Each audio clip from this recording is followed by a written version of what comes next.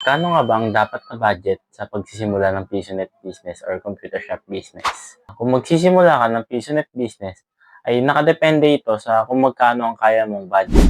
Yes, ang importante lang naman dito ay masimulan mo na agad. At ang tip ko lang sa inyo mas maganda ay magsimula kayo sa konting PC, dalawa or tatlo, depende kung ano yung kaya nyo. Kasi mas maganda kung maaaral nyo muna yung market nyo, kung malakas ba ito sa mga bata or hindi. Dahil baka pag bumili kayo ng maraming PC, tapos hindi naman pala ito malakas sa area na napagtayuan mo, ikaw din ang problema dito.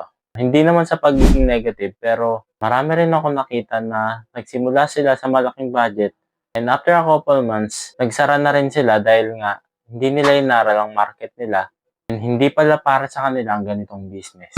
Share ko na rin sa inyo. Sa akin kasi, before ako magtayo ng PisoNet business, meron akong savings na 100k. And hindi ko naman lahat nilagay ito sa com shop. Bali, nagsimula ako sa 3 PC lang. And yung isa doon personal PC ko. Bali, 4 ang starting units ko. Sa katagalan naman, kapag ka nakita mo na medyo kumikita ka na sa PisoNet, pwede mo na itong dagdagan paunti-unti. Pwede mo rin idagdag ang makikita mo sa PisoNet. And sa akin kasi may trabaho ako. Kaya yung ibang sahod ko, ilaan ko na rin dito. Wow. Kaya ang sagot ko dito ay depende sa budget ninyo. Pwede nyo naman simulan sa kung anong kaya nyo. Ang importante lang, masimulan nyo na ito as soon as possible.